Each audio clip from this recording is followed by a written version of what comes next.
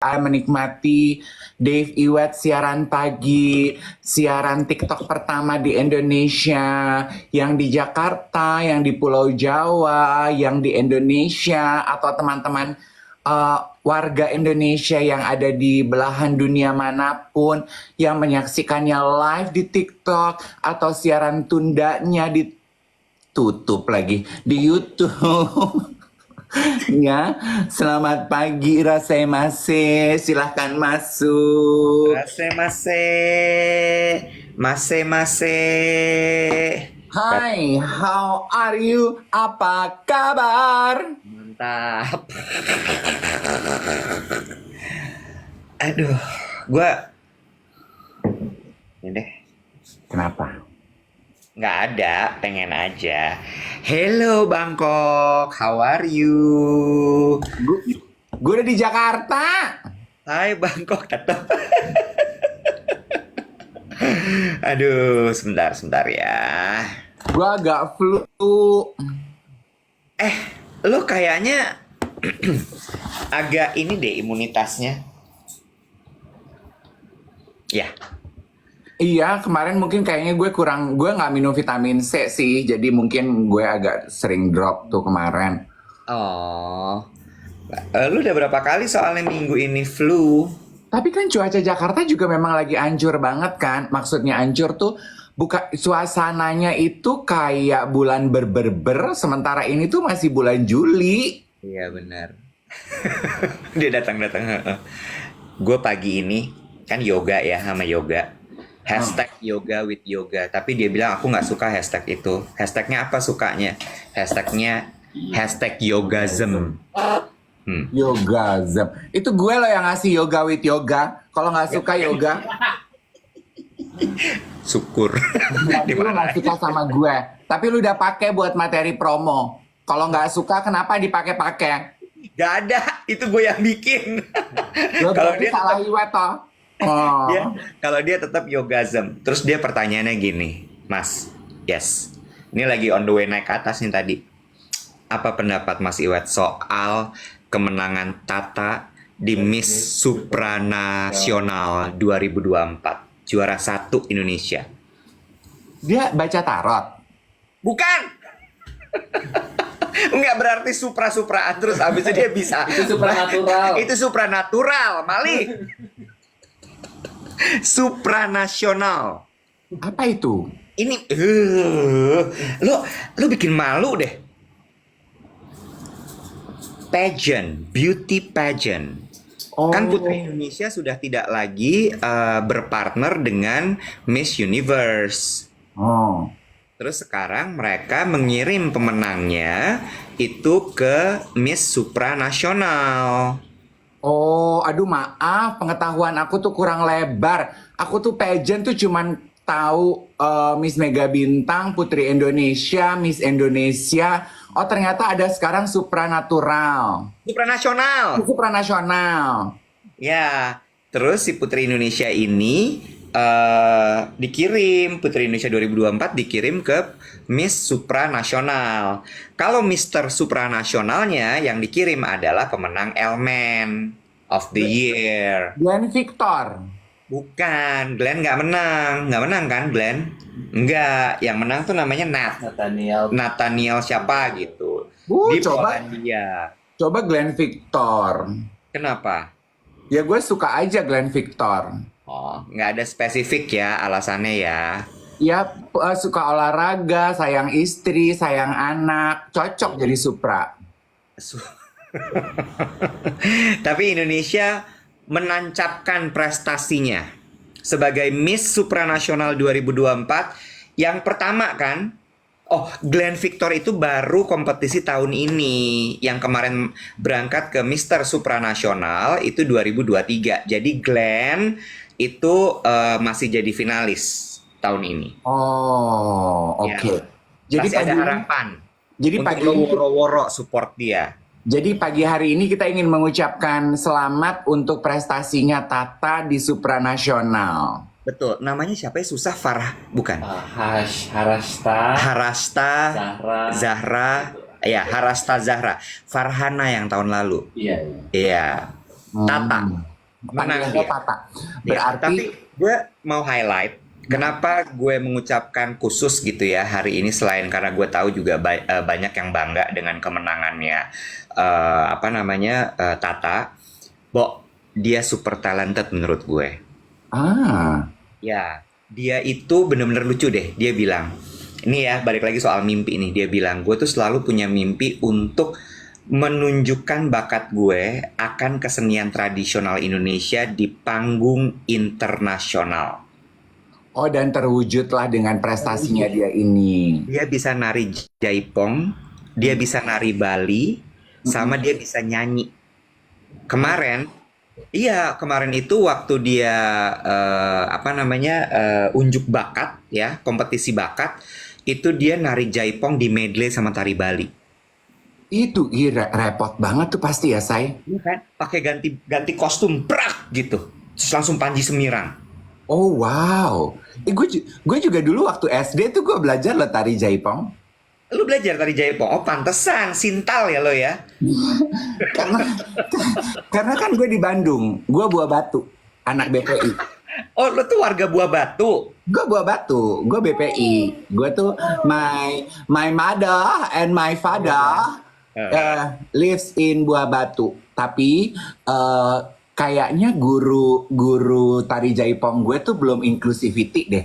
Karena kan tari jaipong kan diajarin ini kalau belum berubah ya, at least pada masa gue. Tari jaipong itu kan di Yoga.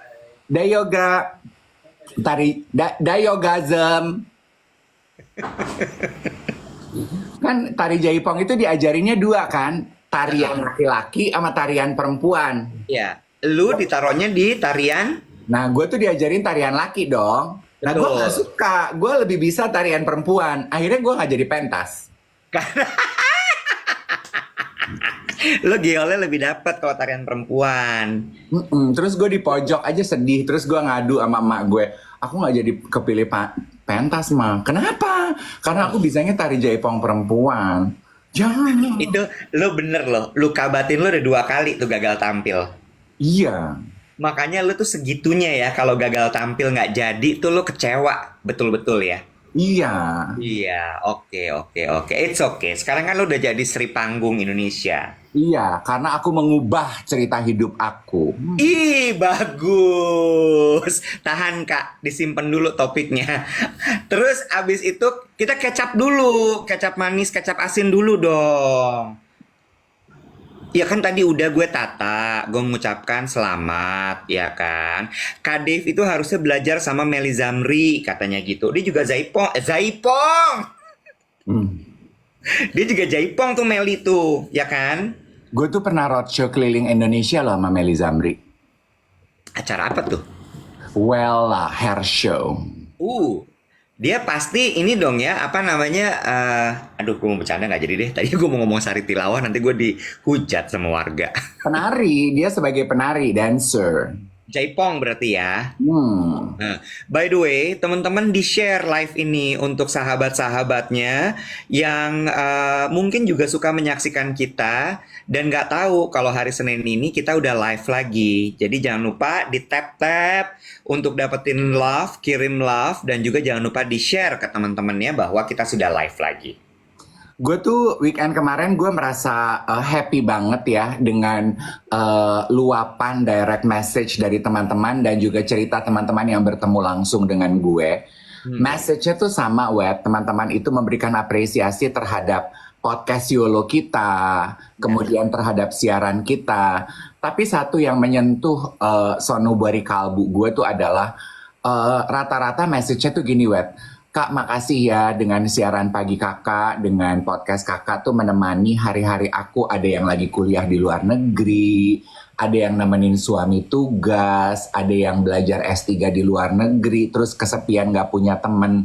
Sama rata-rata banyak juga di Indonesia yang sebetulnya menikmati kebersamaan siaran pagi kita itu through their difficult and darkest moment in life. Gitu. Ya. Jadi mereka merasa kayak punya temen gitu loh, Wet. Pagi-pagi ada yang temen ngoceh, temen yang kayaknya kok suaranya familiar, topik bahasannya bisa ketawa-ketawa, tapi kadang serius, tapi banyak kali hampa gitu. Dan mereka tuh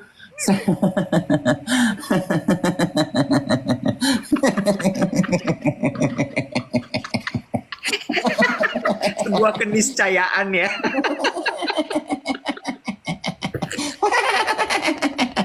Lu takut ketawanya. Ketawa lu nakutin.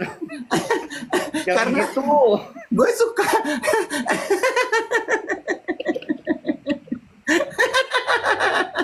sebuah Apa ya?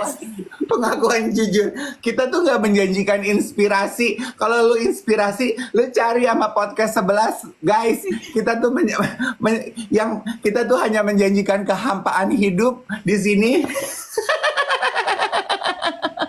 Ya, Bo, namanya juga kan lagi musim turbulens ya. Turbulens itu kan karena adanya kehampaan udara di langit. Bener. Lah, kemarin dispenser gue kan beli dispenser merek Cosmos ya. Kan ada Sanyo, ada Cosmos. Gue pilih Cosmos dong. Orang Cosmos cuma 500.000. Baru 2 minggu kok nggak bisa gue pakai, airnya nggak keluar. Terus gue baca dong di buku petunjuknya gitu. Air tidak keluar, apa yang terjadi?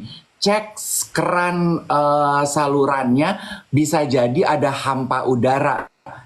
Bo, hampa udara dalam saluran keran itu bisa membuat dia macet keluar. Dan berarti kan gue mikir, kita juga dalam hidup gitu ya, Nek. Kalau ada hampa sesuatu dalam pikiran kita, dalam hati kita, bisa bumpet loh inspirasi hidup yang Benar. Ini juga gue menyapa selamat pagi untuk teman-teman yang juga menyimak ya. Gue udah ngomongnya menyimak, Bo, karena gue nggak tahu nih mana yang nonton, mana yang dengerin. Karena Iya. sekarang juga banyak yang modelnya itu adalah sambungin ke Bluetooth mobil, habis Iya. itu handphonenya ditaruh, dia nyetir. Iya. Jadi dia nggak nonton, dia itu mendengar. Iya.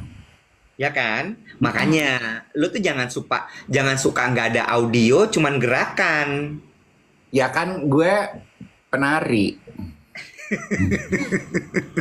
Kesian yang lagi nyetir begitu diem pasti begini. Oh iya. Aduh, banyak banget ya kalau udah weekend tuh kayaknya banyak banget deh cerita pengen diceritain.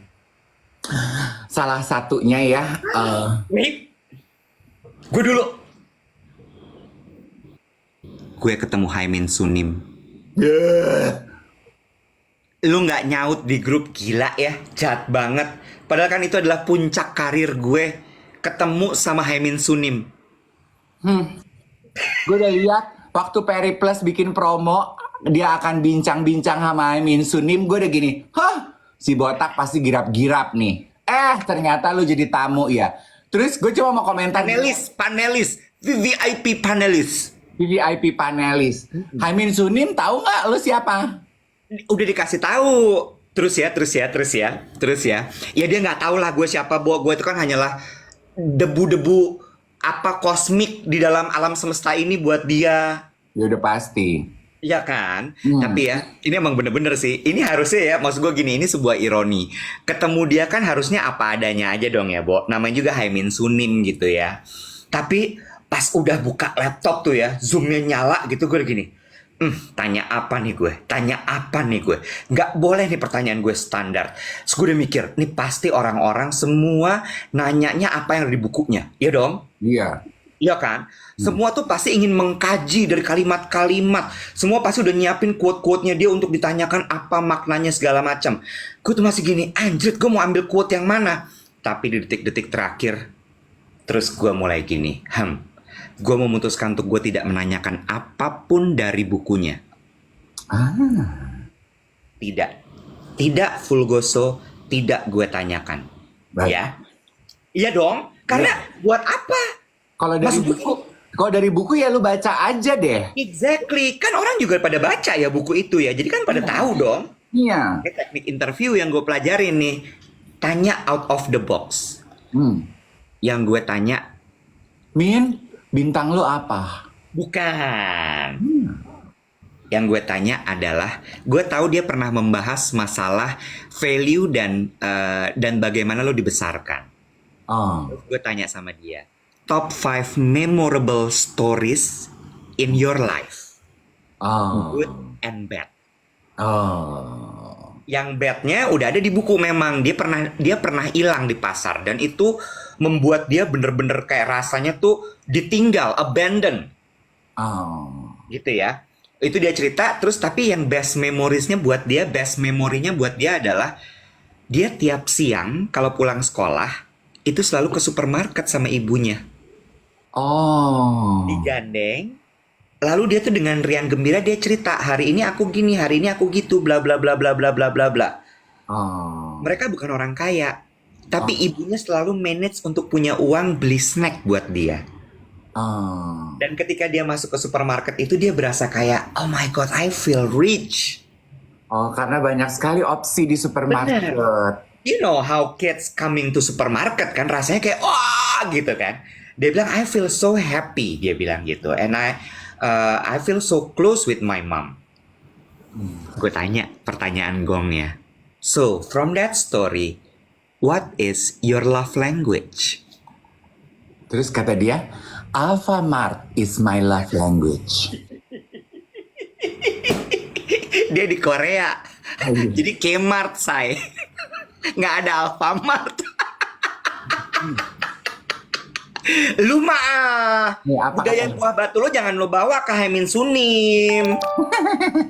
Apa? Quality time. Ah.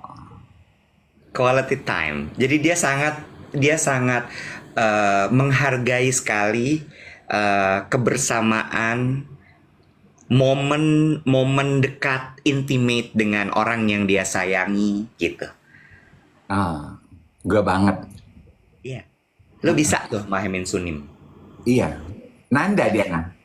Nggak tahu gue. Belum gue tanya yang itu. Nggak enak. 200 peserta.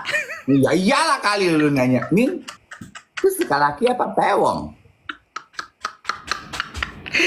tapi gue seneng. Bo, mukanya teduh banget. Gue lihat tuh dengan senyum sok manis lu, geli gue ngelihatnya. Lu tuh senyumnya tuh sok kayak SPG rokok, tau nggak lu? Berasa pakai rok mini ya. Kayak SPG di pameran mobil, tau nggak lo? Menuju Gias, yes.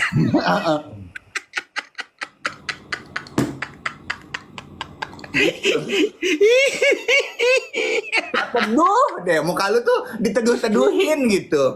Ya kan, gue berusaha mengimbangi dia. Dia tuh mukanya teduh banget, kayak pohon beringin gitu. Lu berasa diri lu pohon beringin, tapi senyum lu tuh pohon karet kebo, say. Nggak usah jadi pohon beringin. Who do you think you are? Berani lu saingan sama pohon beringin. Lu tuh pohon karet kebo. Hidupnya di pojokan. Gitu loh. Senyum lu tuh plastik kayak daun karet kebo, lo tau? Ada lilinnya.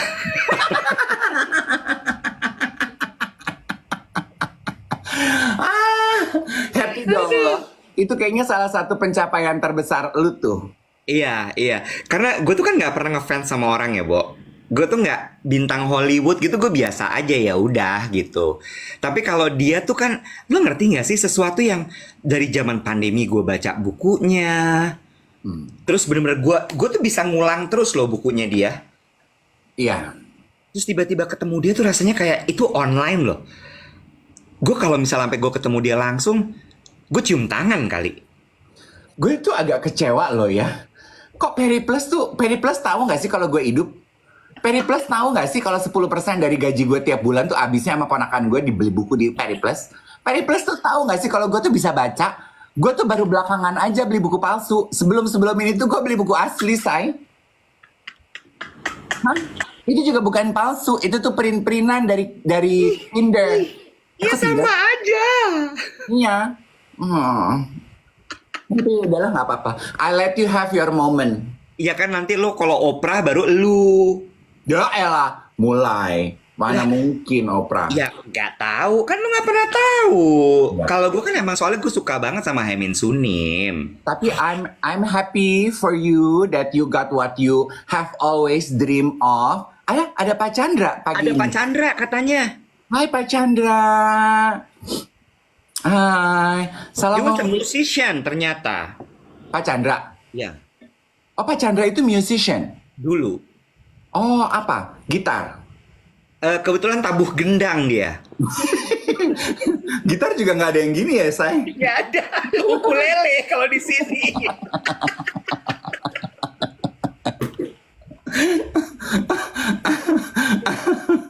Salam puyeng Pak Chandra ya. Aduh, so happy to have you Pak Chandra. Kapan-kapan kita makan di warung Pak Chandra lagi. Ah,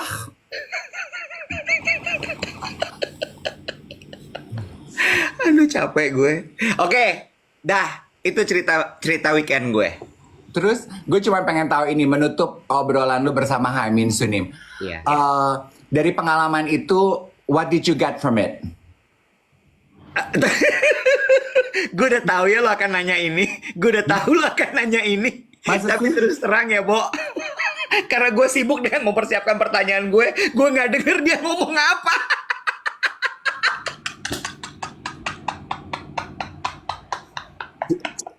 Gila ya.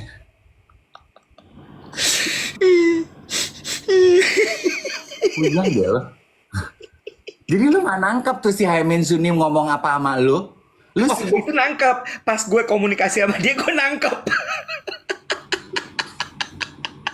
Tapi pas dia sama orang lain, gue udah lost. Hampa. Kosong. Lu tuh vibe lu tuh kayak mantan-mantan di pelaminan gitu ya. Udah yang penting I did my part ya. Udah deh selebihnya gue senyum-senyum aja. Iya. Gue lihat tuh senyum lu tuh gila, sok zen banget nih si Karet Kebo nih, so cantik banget nih si Iwet. Puyeng. Gue bener-bener udah nggak tahu. Gue nggak tahu. Lu tuh senyum lu tuh kayak kayak LC di Kolo abis dikepret pakai dolar, tau gak lo? Gue coba tanya sama lo, kalau misal sampai lo ketemu sama Oprah, itu juga berantakan pasti semua lo. Ya gue enggak lah, gue mah acting cool. Oprah? Iya, gue bosen tanya. pas. Apa? Gue tanya tetap gitu. So, what did you get from your meeting with Oprah? Nothing, Bo. Gue nggak tahu. Gue yakin. Iya sih. Memang starstruck ketemu orang yang kita suka dan kita ngefanin itu beda ya rasanya ya. Iya. I can relate. Maksud gue gini loh, gue tuh udah sibuk banget kayak, oh, gue abis ini bikin konten apa nih? Aduh, apa, udah gitu. Apalagi lo ketemu langsung sama Oprah. Handphone dah lo, udah nggak ngerti lo mesti gimana tuh. At that very moment, just drop everything, enjoy the present moment, absorb as much as you can, right? Iya, harusnya begitu. Gitu. Good for you. Yes. Ada keinginan nggak lo untuk menulis buku juga kayak Pak Chandra? Kok Pak Chandra?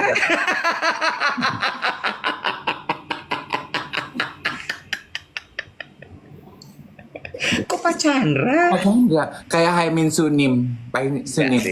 Enggak. Oke. Aduh capek ya Allah. Menurut dugaan lo, Haimin Sunim bintangnya apa? Kan kalau orang Korea nggak main bintang-bintangan, Bo. Oh masa sih? Kalau orang Korea tuh dia mainnya golongan darah. Lu ketawa sih emang bener. Oh masa sih? Iya.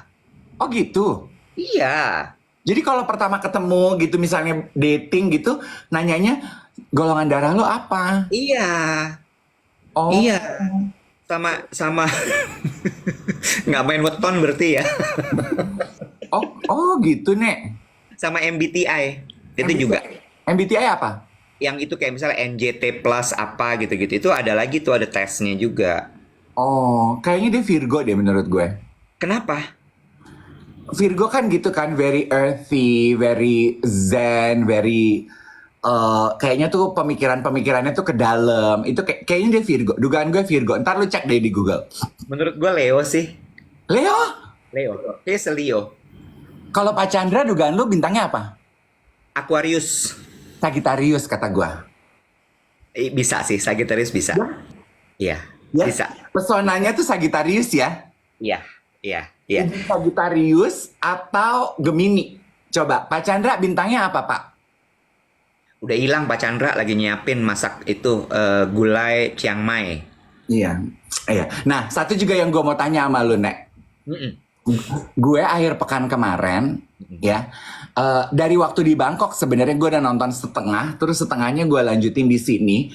For all time sakes aja, gue nonton film di Netflix, Beverly Hills Cop. Oh my god. Hah? That itu film tua banget. Iya 80-an yang pertama. 1984. Oh, Pak Chandra Libra.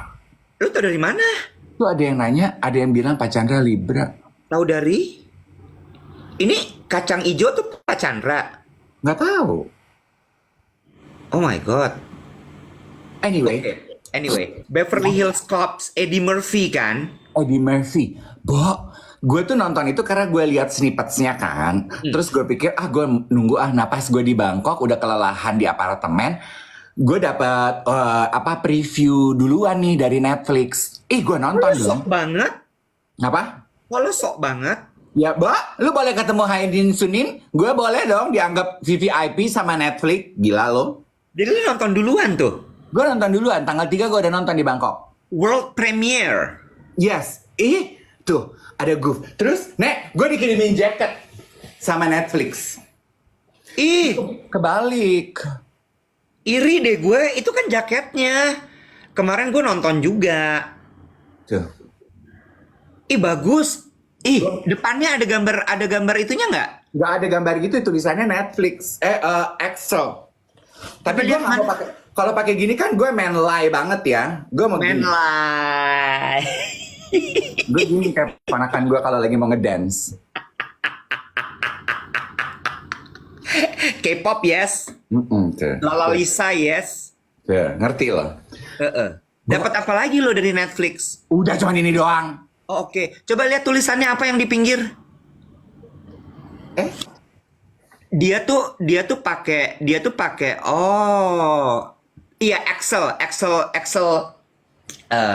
Volley.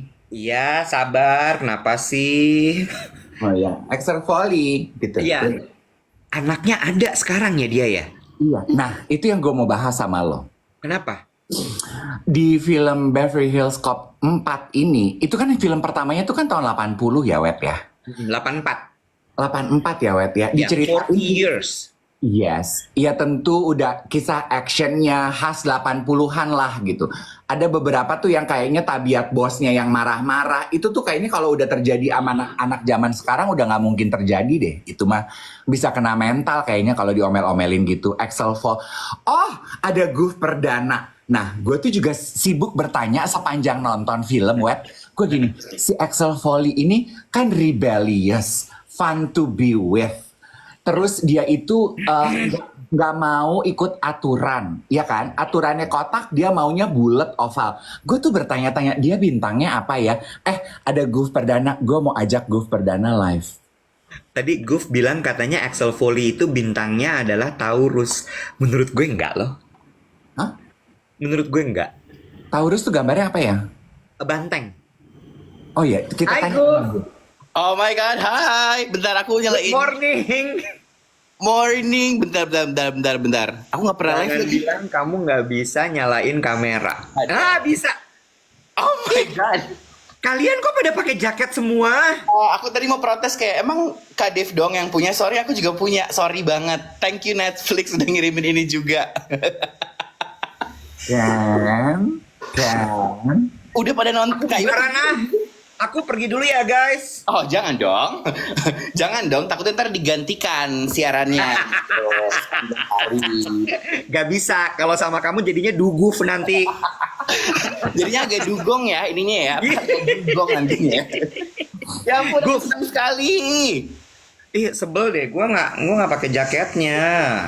Gak apa-apa. Anggap aja lu figuran yang lewat-lewat di belakang filmnya gitu loh, Nek. Oh benar. Karena kan Leo tuh cukup jadi pengen selalu jadi main character ya. Iya. Kayak you guys always kayak kalau misalnya ada cermin tuh selalu kayak ngaca terus gitu kan, buka kamera depan terus to make sure you look guys good gitu. Kayak why Leo? Why is it always have to be yourself gitu semuanya? Emang kamu apa sih, Guf? Kamu tuh apa sih, Gemini kan? Aku Scorpio, teman-teman. Masa? Yes, I'm a Scorpio and everybody hates me and it's okay.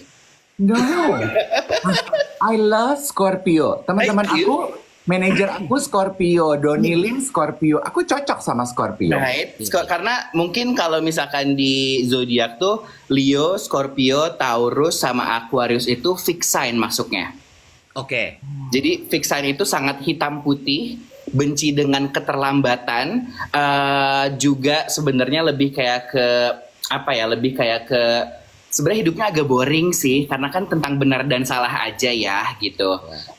Very determined gitu, kayak benar-benar kalau udah pengennya ini harus ini gitu. Iya. Dan hobi cut off orang by the way. Apa? Hobi cut off orang kalau yang nggak penting. That's who we are. That's who we are. Oh berarti gue mau masukin web di red card gue. Sorry Bapak Ibu future client, aku tuh fix sign jadi aku fix rate. Dan gak suka ditawar, bener gak suka ditawar. Nah, Nek, dugaan lu si Axel Foley itu apa bintangnya? Karena dia tuh sama sekali di luar kepribadian gue loh.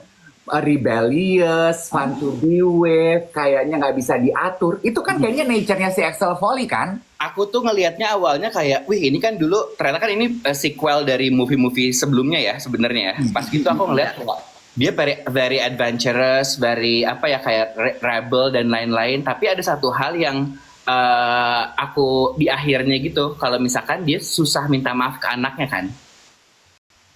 Dan aku kayak ini Taurus sih. Taurus tuh kalau misalnya dikasih pilihan, mendingan minta maaf atau nguras laut, mendingan nguras laut sih daripada minta maaf gitu.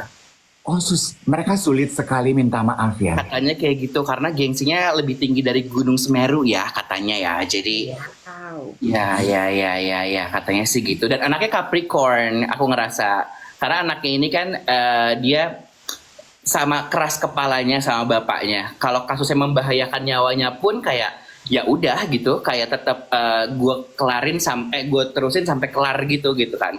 Terus anaknya juga nggak mau minta maaf juga tuh si Capricorn, tapi akhirnya gara-gara satu kejadian udah deh jadi ini aja jadi baikan aja deh gitu. Tapi ya gitu aja tetap gengsi gitu. Oke. Dia tuh nggak ini ya, nggak either Aquarius atau Sagittarius ya, si Axel Foley ini. Tadinya lebih condong ke Sagittarius. Karena ya, kayak kan? Sagittarius bener kata Kak Dev gitu, kayak tadi tuh kayak apa kalau disuruhnya kotak pengennya bulat, terserah dia aja gitu kan, dan sering membahayakan kawan-kawannya gitu. Jadi Benar. masalah dia itu adalah masalah dia akan jadi masalah orang lain gitu. Mikir tadinya gitu sebenarnya. Oh my god, itu Sagittarius ya. Masalah dia akan dilimpahkan menjadi masalah semua orang. Iya, karena kan mereka tuh apa ya sangat kayak misalkan kita lagi Leo, Aquarius, Taurus, Scorpio itu kan kayak pokoknya jam 10 gue tidur. Tiba-tiba teman Sagittarius kita atau teman Aries kita bakalan kayak makan ini yuk jam 1 pagi gitu. Makan ini jam 2 pagi ke puncak yuk tiba-tiba. Jadi kayak sangat-sangat impulsif banget gitu. Jadinya aku ngerasa kayak tapi setelah kayak kayaknya ada Taurusnya nih orang nih si Foley nih gitu. Ngerasa gitu sih. Sebelah mana? Kan Sagittarius kan juga susah minta maaf bukan sih? Bisa jadi tuh kayak ada dua kayak Sagittarius atau Sagittarius atau Taurus sih. Cuman aku lebih ke Taurus sih. Karena urus tetap ya. Aku mau bahas ini sama Iwet, sama Guf, sama teman-teman yang lagi menyimak duet siaran pagi. Satu yang menarik, Guf, dari film Beverly Hills Cop 4 ini yang gue lihat adalah dinamika hubungan Axel sama anaknya. Betul. Ya, sama ada lines dialog mereka tuh yang menurut gue kena banget. Beberapa teman-teman yang DM itu kan juga request kita membahas mengenai hubungan orang tua ya. Betulnya kalau teman-teman belum nonton, supaya nggak spoiler, lu nonton. Tapi sedikit aja, gue tuh punya tendensi suka spoiler. Jadi aduh gimana? Kita jagain. Kita jagain. Gue kasih ke lo ya, Guf. Gue kasih ke lo ya. Gue kali ini mundur ya. Gue nyimak ya. Gue udah capek. Sebagai pendengar YOLO sejati paham banget sih kayak apa ya. Yang tadinya nggak mau nyebutin nama jadi nyebutin nama gitu kan. Gue tuh bingung loh kalau cerita nggak boleh diceritain tuh gue bingung. Anyway ya, si film ini tuh jadi intinya si Axel Foley sebagai bapak tidak memiliki hubungan yang harmonis sama anaknya. Betul. Disebabkan karena kehidupan pekerjaan dia sebagai detektif yang membuat dia terbentuk karakternya nih, machoism sebagai laki-laki, terus juga beda tempat, beda negara, beda apalah gitu, terus jadi jauh gitu, drifted apart gitu kan. Nah, terus ada satu lines kalimatnya yang menurut gue kena banget gitu ya. Dia tuh ngomong sama anaknya, Jack, Bo, gue lupa nama anaknya siapa. Aduh. Iya, Gue lupa siapa anaknya. Sutradara. Nak, gue tuh juga pengalaman gue jadi bapak itu usianya sama persis kayak pengalaman lu jadi anak.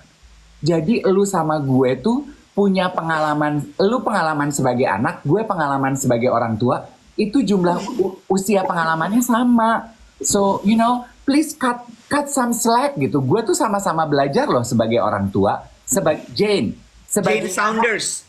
Iya. Jane. Sebagaimana lu juga belajar sebagai anak. It hit me, tau gak lu, Wet? It hit me dalam arti gini. Kita tuh rata-rata sebagai anak ya, kadang-kadang kan suka gitu ya, Wet ya. Ih, orang tua gue tuh nyebelin deh, gak bisa menerima gue apa adanya. Ih, orang tua gue tuh gak bisa mensupport gue dengan hobi gue. Ih, orang tua gue begini, ih, orang tua begitu. Andaikan gue terlahir di orang tua yang begini, begini, begitu. Beb, ini juga pengalaman pertama mereka jadi orang tua, Beb. Mereka juga belajar sambil jalan. Gue nangis loh. Iya, betul. Itu satu highlight yang menarik juga dan anaknya bilang kayak orang tua akan jadi orang tua dan anak akan jadi anak. Aku inget banget quotes itu kan. Dan ini tuh cukup relate sama beberapa, aku bisa bilangnya meme kali ya. Ada beberapa meme yang keluar setiap kali ada video ibunya tuh lagi selfie di satu gedung atau apa gitu. Dan sebagai anak kan terkadang apalagi mungkin di yang umur 20-an gitu kan akan melihat kayak kenapa sih nyokap gue norak banget ibaratnya gitu kan. Tapi captionnya it hit me hard karena captionnya bilang kayak this is, sorry ya agak sedikit berisik ya. Ada Roti ya gitu.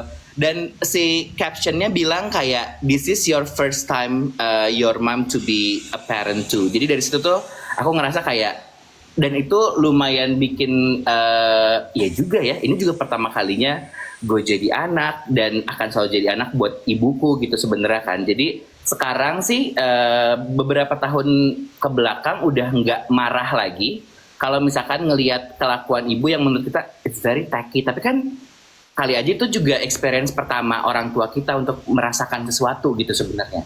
Jadi itu menarik juga sih. Iya. Iya. Ada postingannya Mel Robbins, ada podcaster dan psikolog juga yang bilang, be nice to your parents. It's the first time they are living life as a parents, as you living your life as their children. So gue pikir, bener nih apa kata si Axel Foley ke anaknya itu. Dan di scene terakhir di mana mereka baikan gitu kan, nggak sedih-sedih yang mushi-mushi gitu. Spoiler, Roy. Iya, enggak. Kita ngomongin vibe-nya aja ya, karena ini kan action comedy gitu, makanya. Woi. Gue kata juga apa, Guf? Lo biarin dia, bablas dia. Iya. Jadi karena action comedy, jadi filmnya mungkin tentang hubungan orang tua dan anak, tapi lucu banget gitu kan? Iya kan? Tapi gue gini, tadi malam tuh gue nonton film itu karena muncul di list gue kan top 10 new movie gitu. Dia nomor 10 semalam. Tadi ada yang nanya judulnya apa? Judulnya adalah Beverly Hills Cop 4. Ya. Yes, Axel Foley. Ini film sebenarnya pertama kali muncul tuh adalah tahun 1984. Kalau gue mungkin karena gue budak korporasi ya.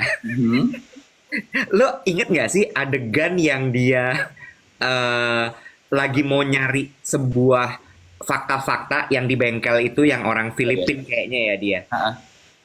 Dia tuh bisa mengorek orang itu tadinya nggak mau ngomong dan bener-bener kayak begitu muncul Axel sama Jane ini kan udah langsung pasang guard kan. Iya. Terus dia ngeliat gitu, jago banget menurut gue Axelnya. Dia ngeliat, wah ini orang ternyata dulu pernah jadi figuran di sebuah film. Do you remember that scene? Terus suara resepsionisnya bilang kayak, gue nggak tertarik sih kalau misalnya lo nawarin film gue jadi kru doang, gitu bagus banget sih. Iya itu. Terus gue gini, dan dia masuk angle-nya adalah kayak, oke, ini orang pernah jadi figuran, dia suka tampil, ini orang pasti suka diagung-agungkan. Dan bener, diangkat-angkat itu orang bocor semua rahasianya. Bener. Mirroring teman ngobrolnya ya, yang dihadapi ya. Exactly, menurut gue, ini teknik yang sangat bagus sekali untuk persuasi orang gitu. Maksud gue kayak, lo nomor satu adalah secara cepat analisa gitu ya. Karena itu kan mesti cepat kan. Lo analisa orang ini kira-kira sukanya apa, look at small details, and work from it. Ya, betul. It's amazing. Sama menurut gue ya, critical thinkingnya Jane sama Axel ini menurut gue luar biasa sekali. Iya sih, benar sih. Amazing. Gue tuh mau cerita ya sesuatu Lo juga. nggak mau nanya dulu sama Goof. Kalau Goof apa yang paling diingat? Oh iya. Nggak apa-apa. Jangan. Nggak bisa dibiasain kayak gini Goof dia. Grup apa yang mau diingat? Apa yang paling diingat? Aku sebenarnya yang diingat tuh adalah yang pas lihat-lihat rumah sih. Pas lihat-lihat rumah tuh kayak distraksinya, maksudnya kan dia tahu yang pengen diselidiki itu rumah sebelah, nyambung dari Kak Iwet juga gitu kayak oh iya ya, critical thinkingnya oke, tandanya kalau misalnya gue mau gali yang sebelah, gue mau ini deh masukin rumah kosong, pura-pura nanya gitu kan, pura-pura nanya si rumahnya kayak gimana, terus dialihkan perhatiannya, terus dia cabut buat nyari clue dan lainnya. Itu menurutku oke banget, scene itu kayak pinter juga ya gitu. Gila ya, yang tiba-tiba si Jane-nya seolah-olah suami istri sama si Iya. partner dia itu. Betul. Hebat. Yang katanya mantan kan katanya. Anyway, ya. Tadi kalau dia apa? Ini membahas sedikit mengenai critical thinking ya, karena topik siaran kita beberapa waktu lalu juga membahas critical thinking ya, Wet ya. Betapa pentingnya memiliki critical thinking. Aku cuman pengen tahu pendapatnya Goof aja on that topic gitu, mengenai critical thinking. Menurut lo, Nek, gimana cara lo untuk melatih untuk tetap selalu memiliki critical thinking dalam hidup gitu? Itu sebenarnya satu sangat diperlukan di era yang serba repost ini ya sebenarnya. Kalau ngomongin social media behavior gitu, dan aku pribadi sangat suka sama sekarang tuh membutuhkan juga konten-konten editorial yang udah lama nggak kita baca dan lain-lain dari zaman majalah. Nah, itu semua disebabkan karena mungkin critical thinking kita mulai tidak diasah lagi gitu kan. Dan seberapa penting, sangat penting sebenarnya. Dan yang paling penting adalah cara ngasahnya stay curious sih sama hal yang kita suka gitu. Karena ternyata meskipun misalkan aku sekarang ngomongin zodiak gitu, ngomongin Leo, ngomongin Sagittarius, kalau kita riset lebih jauh tuh ada kok traits yang menarik gitu untuk dibahas lebih luas lagi. Kalau ngomongin tentang perkembangan konten yang aku lakukan di kontenku gitu, aku pun kayak suka sama satu hal. Ya zodiak bisa jadi salah satu hal yang aku suka aja, dan ternyata ada banyak hal lain yang ketika aku dig deeper tuh kayak gila, gue bisa kayak jalan sejauh itu. Dan in order untuk nge-push ourselves further tuh ya dengan riset terus, dengan catch up sama yang penting tahu sih, yang penting tahu dan selalu update aja gitu sama segala hal gitu. I like this. Justru ketika lo berangkat dari sesuatu yang sangat spesifik lo suka, nanti ketika lo deep gitu ya, deep dive gitu ya, sampai dalam, lo justru menemukan berbagai macam hal yang lo nggak pernah tahu, dan malah ini menarik ya ternyata ya. Betul. Oke. Pertanyaan gue gini, gue penasaran banget. Gue tahu sekali, gue sangat terhibur sekali dengan konten-konten lo, terutama soal zodiak itu gue bahkan suka nyaut kan. Pertanyaan gue gini, lo punya other kesukaan yang lain nggak, Guf? Dan kalau ada, itu apa yang mungkin nggak pernah lo tampilin di sosial media lo? Oke, banyak sebenarnya. I'm really into hosting sebenarnya. Sangat nomor satu, public speaking. Terus yang kedua, into pop culture, movie, songs. Ternyata banyak banget yang bisa diulik. And kayak aku tuh pengen menawarkan format-format yang format-format yang bisa ditawarkan yang orang lain mungkin belum bikin. Dan aku into juga branding karena aku 7 sampai 8 tahun kerja di studio branding kan, sampai akhirnya ada studio branding aku dan sahabatku, tapi yang running sahabatku. Jadi kayak semuanya sebenarnya bermuara di titik yang sama sih, yaitu adalah delivery message sebenarnya. Jadi makanya aku sangat concern dengan format, suka akan editorial. Akhirnya mau apapun topiknya, gimana caranya tetap entertaining dan bisa didigest sama orang banyak gitu. Because I'm really into pop culture banget sebenarnya gitu. Jadi sekarang ya mungkin kayak misalnya kalau ngomongin sedikit media kayak to entertain, to inform, to apa gitu. Tapi pada akhirnya semuanya harus entertaining sih zaman sekarang. Dengan time span yang kita punya yang sependek itu, gimana caranya bisa tetap dinikmati si kontennya gitu. Gitu sih. Kamu udah di Jakarta kan sekarang, Guf? Udah di Jakarta. Aku baru 2 DM ya. Oke.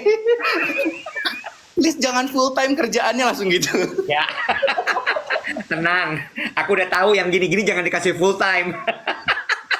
Gak cocok ternyata. Ya, biar kamu pergi-pergi. Boleh ngomong gak sih gue? Boleh. Apa kalian berdua mau sibuk aja berduaan di daerah? Main karakternya keluar lagi nih kayak Asli. Ngomong buruan. Iya, Diam lagi. Gue lagi berusaha mengingat gitu. Oh, berarti kalau kan tadi lu bilang Guf, lu tuh sukanya branding. Berarti kalau branding yang paling ingin lu lekatkan dengan nama Guf Perdana adalah bukan zodiak sebetulnya, tapi culture. Is it? salah satu aku selalu bilang kayak zodiac entry point aku sih sebenarnya. Tapi pada akhirnya kayak content creator. Oke. Yang tidak terbatas bikin apa sih sebenarnya. Oke. Aku suka yang di mention Guf tadi ya teman-teman ya, bahwa curiosity. Kan tadi gue nanya, Guf gimana caranya melatih critical thinking? Buat teman-teman yang pengen melatih critical thinking juga, supaya kita bisa pemikiran yang tajam selalu gitu ya, adalah melatih curiosity. I like that. Dan itu sebetulnya semua orang punya. Kita kalau lihat sesuatu that pique our interest tuh kita punya a sense of curiosity. Tapi yang jarang kita miliki adalah keinginan untuk menggali lebih dalam, seperti yang tadi Guf bilang. Gue ada satu interviewnya Eddie Murphy setelah nonton si film Beverly Hills Cop itu ya, gue ngeliat gila si Eddie Murphy does not age. Terus apa sih yang membuat dia itu tetap bisa relatable? Umurnya kan udah gak muda, Jack. Betul. Terus ada satu interviewnya dia ya, sutradaranya bilang yang membedakan Eddie Murphy as an actor dan comedian sehingga dia masih bisa tetap menjadi Eddie Murphy adalah his sense of curiosity, Web. Oh, I like it. Yes, his sense of curiosity. Jadi walau dia sudah memerankan tokoh Axel Foley ini kan udah 4 dan 3 sebelumnya itu jadi icon pop culture loh. Kayaknya kalau dipikir mengenai curiosity dia udah bisa jadi jago nggak sih? Gue udah nggak perlu research, gue udah tahu karakter ini mau arah kemana. Dia kentut aja gue yang nyiptain kentutnya kayak apa, Beb gitu. Iya. Nggak sih? Iya. Lu udah bisa jumawa, gue udah nggak perlu curious lagi, gue udah nggak perlu research. I did my homework dan it pay off, berhasil. Udin. Iya. Dia nggak berhenti dan itu yang membedakan dia sebagai karakter. Itu yang dipuji oleh sutradaranya. Dan menurut gue I learn a lot from that. Gue setuju. Stay curious itu menurut gue penting sekali. Tapi ya Guf, yang gue penasaran gini, did you enjoy the movie? I mean, gini, itu kan film tahun 84 ya Guf? I don't think you were born at that year. Of course, ya. Ya. Kayak God even didn't plan me yet waktu itu ya. Yes. Kamu lahir tahun berapa Guf? Aku 93. Oke. 11 tahun kemudian. Ya. Pertanyaan aku gini, did you enjoy the movie? Did you still enjoy the movie? I did karena ada satu makanya ini ya maksudnya sebuah karya dengan format panjang tuh apalagi maksudnya di kayak si Axel Foley ini sebenarnya tetap ada tingkat relevansinya sih menurutku di aku, yaitu adalah ketemu sama misalnya Axelnya kan masih stuck di tahun 80 katakanlah kayak gitu, mungkin film 94 ya setauku ya. 84 gitu kan. Ya. Terus dikasih sama anaknya ini yang bikin aku relate adalah dia berani berbicara akan feelingnya terhadap ayahnya gitu. There you go. Jadi menurutku itu yang relevannya di situ sih, karena kalau misalkan nih anak di tahun 80-an pasti iya aja nih gitu. Iya aja. Maksudnya kan mungkin zaman dulu kita belum apalagi di budaya Asia gitu ya, mungkin nggak ada obrolan kayak how to build the relationship with your parents, karena apapun kayak iya aja atau kalau nolak pun terasa bersalah. Tapi karakternya di sini tuh bahkan si anaknya sampai ganti nama belakangnya kan, Ya. Saunders. itu merupakan sebuah kayak ya sebenarnya nggak baik juga memutuskan gitu, maksudnya memutuskan tali silaturahmi dengan ayahnya, tapi akhirnya ada conversation yang menurutku penting banget dan itu perlu kita lakukan juga gitu dengan orang-orang terdekat, apalagi sesederhana mengutarakan isi hati anak ke ayahnya gitu sebenarnya, dan itu banyak sekali yang relate di situ sih sebenarnya, kayak iya ya, gue pun belum bisa selugas itu untuk berbicara tentang apa yang dirasakan dari point of view seorang anak ke orang tua gitu. Nah, itu juga. Sebentar. Gue kesel banget. Ini ada Lunar bilang gini, Iwan nggak punya jaket baseball yang sama ya? Iya, ngapa? Karena dia bukan baseball. Ya, nggak main baseball. Kita kan main baseball ya. Cheers ya. Cheers baseball. Aku baseball tapi aku anak Siantar. Lanjut. Iya. Gue suka itu. Gue suka Gue- relevansinya. Mungkin ini teman-teman banyak yang bisa relate apa yang dibilang sama Guf gitu ya, bahwa anak-anak zaman sekarang itu kan jauh lebih lugas menyampaikan perasaannya, pikirannya gitu. Dan kalau lo nonton film ini terus lo reflektif terhadap kehidupan hubungan lo sama orang tua lo, ada hal-hal yang ingin lo diskusikan, please do so. Message gue tuh cuman jangan tunggu terlalu lama. Tapi gue suka ya, gimana Beverly Hills Cop 4 ini muncul kembali. Tadinya gue tuh sempat gini, oke, ini film lama, akankah dia bisa sukses?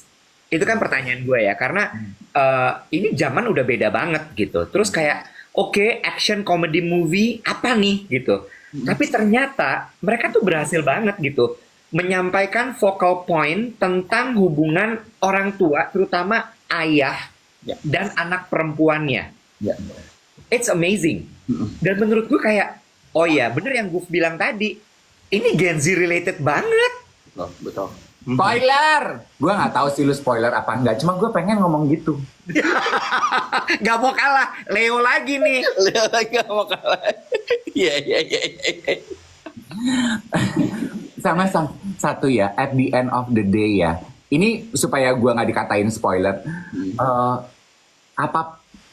lu boleh empet sama orang tua lo, lu boleh kesel sama orang tua lo, lu boleh merasa bahwa now you are in a strange relationship with your parents. Apapun yang terjadi, when the time come and chance present itself, satu-satunya orang yang rela berkorban hidup dan mati buat lo itu mungkin yang pertama itu orang tua lo. Betul. Yes. Ya? Setuju. Kalau ngomongin unconditional love sejauh ini, karena aku datingnya selalu gagal, orang tua sih yang selalu kayak kan kayak kalau nyari dating tuh kayak iya pada ninggalin, tapi yang stay ya family sebenarnya. Oke. Aku pengen tahu ini dong Guf, dalam kehidupan lo, Ya. apa menurut lo pengorbanan terbesar yang orang tua lo berikan kepada lo sebagai anak? That's a good question.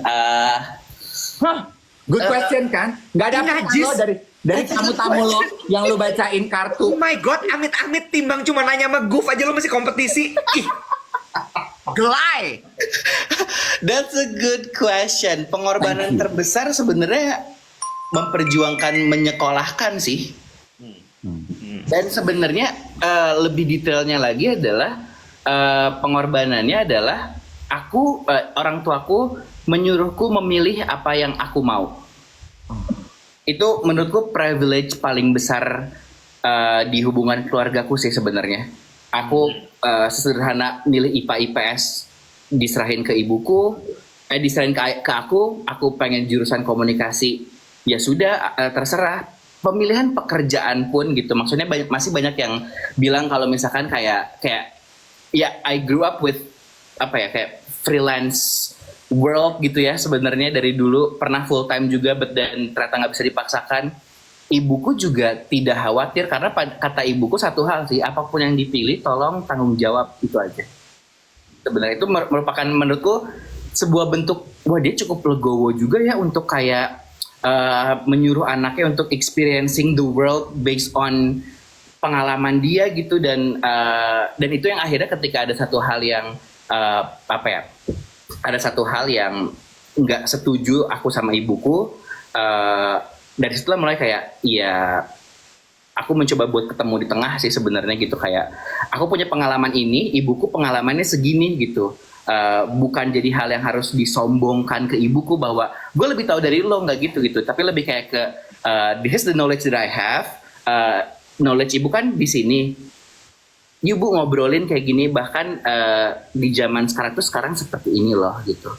Jadi menumbuhkan mutual understanding between the generation gap sih sebenarnya, kalau aku ngerasa gitu sih gitu. Lucky you. You are very lucky. Thank you. Nah, I'm very grateful gitu sih sama hal itu sih sebenarnya. Meskipun buku tuh kayak nggak semodern itu sebenarnya gitu, nggak semodern itu, bahkan beliau juga, ya maksudnya kayak social media baru setahun ke belakang mainnya gitu, and she lives in a small city, jadi kayak and she never goes anywhere gitu. Tinggal di mana sih? Kamu tuh asal dari mana, Guf? Aku dari Purwakarta pindah ke Bandung. Sekarang pindah Jakarta sebenarnya gitu. Jadi ibuku orang tua di Purwakarta berarti. Betul. Iya. Jadi kayak karena pengalaman ibuku sih dulu sedih kekang itu ya sama nenekku gitu. Jadi I love it how Goof point out pengorbanan terbesar orang tua Goof buat Goof tuh adalah ketika mereka memberikan dan mempercayakan Goof untuk menentukan pilihan hidupnya Goof. Walaupun mungkin mereka nggak bisa mengerti gitu ya. Contoh kecilnya, aku mau bekerja sebagai content creator. Mungkin buat orang tua gue, apaan sih Bo content creator? Tapi mereka belajar untuk, ya udah, I have trust in you for you to go and live your life by your choice. I love it. Aku mau nanya. Aku penasaran Sorry. banget. Kalau acara-acara Indosiar dan saat ini hadir di studio. Udah datang ibunya. langsung ada Berangkat dari Kanunu Purwakarta. yang lagunya ini ya, yang lagunya agak sedih ya, Kanunu ya. Iya. Atau Dian HP ya. Ketebak ya. Ember. Tapi aku penasaran gini, Guf. Gimana kamu dibesarkan waktu kecil? Dengan maksud aku gini, aku selalu penasaran gitu ya ngeliat orang udah kayak sukses, hebat kayak kamu gitu. Tapi waktu kecil tuh kayak apa kamu dididiknya sampai kamu bisa eksplorasi, kamu curiosity-nya selalu tumbuh, kamu jadi jiwa yang bebas banget. How? Sebenarnya sangat orang tua aku cukup religius ya gitu, kayak jam 6 ngaji, ngomong kasar dicabein mulutnya. They also give trauma, tenang aja. They also give trauma, it's okay gitu. Tapi berangkat setelah kuliah, akhirnya aku keluar dari Purwakarta dan pindah ke Bandung, mulai tinggal sendiri. Mulai tuh di situ kayak karena alasan aku untuk pindah dari kota aku lahir ke Bandung tuh adalah aku merasa kesukaanku dan internet tuh sahabat terbaik banget aku dulu gitu. Kayak I love fashion, terus dan di kota kecil seperti itu kan tidak nggak banyak yang interest, bahkan kayaknya nggak ada saat itu kan. Makanya kayak yaudah kayaknya gue harus pindah ke Bandung dulu deh buat ngomongin ini gitu, buat ada teman ngomongin ini gitu. Terus akhirnya sebenarnya lebih hubungan sedewasa ini katakanlah baru terjalin mungkin 5 tahun ke belakang ya Kak Iwet ya gitu. Ya setelah I went to therapy, setelah dan lain-lain. Jadi kayak sebenarnya tidak dan aku baru menyadari privilege yang tadi aku sebutkan gitu sebenarnya. Terlihatnya memang secara bentuk gaya komunikasi tuh nggak sefilm bule itu kok gitu, yang kayak ngerti kan, maksudnya kayak nggak yang di meja makan ngobrol so how was your day, nggak gitu kok, nggak gitu. Haimin Sunim yang pergi ke supermarket pulang sekolah gandengan enggak? Aku pulang tuh malahan ibuku menjauhkan dari supermarket karena takut jajan kan gitu. Jadi kayak jadi akhirnya setelah 5 tahun ke belakang baru menyadari bahwa kayak hal itu tuh menjadi privilege, dan sekarang mulai kayak mendewasakan diri untuk kayak kalau nggak ngerti tanya yuk gitu. Kalau ada yang nggak ngerti jelaskan yuk gitu sih sebenarnya. Aku mencoba untuk, and I'm still working on it gitu. Nggak se-perfect cerita yang tadi aku sebutin juga sih sebenarnya. Tapi sebetulnya yang gue sampaikan itu sama persis dengan apa yang terjadi di film, dan it work on any relationship. Hubunganmu dengan orang tuamu jadi membaik because both parties put the effort into it. Apapun nggak akan jadi apa-apa if you don't put any effort into it. Betul. Lu cuma berharap nanti dia akan membaik hubungan lo dengan orang tua lo dengan sendirinya. Nggak akan, it won't happen. It won't unless you put the effort. Yang menarik adalah sebenarnya dari film Beverly Hills Cop 4 ini gue melihat bahwa ini adalah sebuah tontonan yang bisa ditonton oleh orang tua yang seumur kita, Dave, dengan anaknya. Oh iya. You know what? I mean, that movie itu rilis pertama kali 84, terus kemudian Beverly Hills Cop 2 bla bla bla sampai yang sekarang keempat. Mungkin yang anak-anak nggak relate gitu kan ya. Tapi ketika lo melihat ada Jane Saunders di sini, Taylor Page ada di situ, itu kan membuat dia kayak, oh wow, dia mewakili generasi gue dengan sangat articulate. Dia speak up banget, dia vokal dengan apa yang dia rasain, dengan apa pendapatnya dia. Dan menurut gue, Eddie Murphy mewakili angkatan orang tuanya yang masih kayak bingung-bingung. Ini apa sih anak ini? Right? Yeah. Ini kayak bisa jadi bonding moment banget kalau lo nonton film ini. Yes. Jadi buat orang tua, instead of lo ngejewerin anak-anak lo untuk ngasih tahu apa yang sudah lo lakukan dalam hidup mereka, stop it. Udah ajak nonton aja biar dia tahu sendiri. Udah gitu doang. Betul. Oke lah. Good. Thank you so much. Kamu sudah mau ditodong. Terima kasih sekali lah. Aku yang happy kayak dari awal, mungkin kayak 2 tahun yang lalu ya, pertama kali aku tahu YOLO. Terus aku bikin konten review yang aku bilang kalau misalnya kalau lagi dengerin YOLO tuh kayak denger om tante yang lagi main. Dan aku kayak nguping. Dan ini aku nggak bohong atau gara-gara aku lagi ngobrol sama kalian aja. Tapi kayak aku merekomendasikan ke teman-teman yang lain. Kenapa? Karena obrolan kalian tuh very real and gak salty sih. Dan maksudnya kalaupun salty, because life could be that bitchy gitu.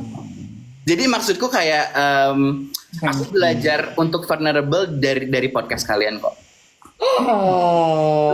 It's kayak genuine review lah. Dan aku senang bisa nyampein langsung sih ke kalian sekarang. Thank you so much, Gu. Thank you so much. Thank you for your time ya. Yeah, sure. Terima Alright. kasih banyak. Teman-teman semua, thank you. Udah 8.19, kita ngobrol lagi besok. Enjoy the rest of your day, everybody. Blessings! Bye. Have a good day. Bye.